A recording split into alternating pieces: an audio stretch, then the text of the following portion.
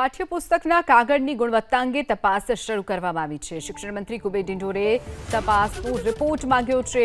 પાઠ્યપુસ્તકના પેપરની ગુણવત્તા અંગે સવાલો જે ઉઠ્યા હતા તેને લઈને રિપોર્ટ માંગવામાં આવ્યો છે। હકીકતલક્ષી રિપોર્ટ માંગવામાં આવ્યો છે।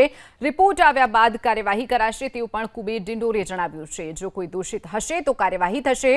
કોંગ્રેસે પાઠ્યપુસ્તકના કાગળની ગુણવત્તાને લઈ અને સવાલો ઉઠાવ્યા હતા, જેને લઈ અને તપાસનો રિપોર્ટ શિક્ષણ મંત્રીએ માંગ્યો છે। હકીકતલક્ષી રિપોર્ટ અમે મંગાવ્યો છે, મળશે એટલે આપને વિસ્તૃત માહિતી અમે આપીશું। હકીકતલક્ષી રિપોર્ટ અમે પણ મંગાવ્યો છે। હાલ કઈ દિશામાં તપાસ ચાલી રહી છે?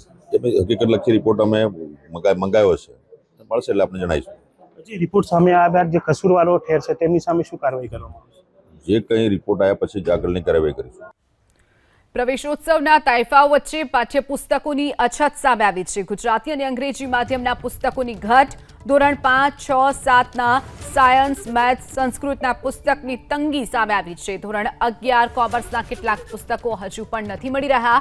અકાઉન્ટ અને સ્ટેટિસ્ટિક્સના પુસ્તકોની પણ ઘટ સામે આવી છે। એક તરફ પ્રવેશોત્સવના તાઇફા થઈ રહ્યા છે તો બીજી તરફ હજુ પણ પાઠ્યપુસ્તકની અછત હોવાનું સામે આવ્યું છે।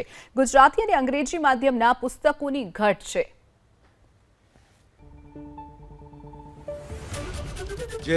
કે શરૂઆતમાં 10 દિવસે તકલીફ હતી, પછી તકલીફ આવી નથી। ને હવે તકલીફ અત્યારે એ છે કે એક ઇંગ્લિશ મીડિયમના છે એ અમુક ધોરણના પુસ્તકો મળતા નથી, એની તકલીફ છે। બાકી બીજી કોઈ તકલીફ છે નહીં। 11 કોમર્સમાં પુસ્તકો નથી મળતા, 6, 7માં અમુક ચોપડી નથી મળતી, 5માં અમુક ચોપડી નથી મળતી, બસ બાકી બધું મળે છે।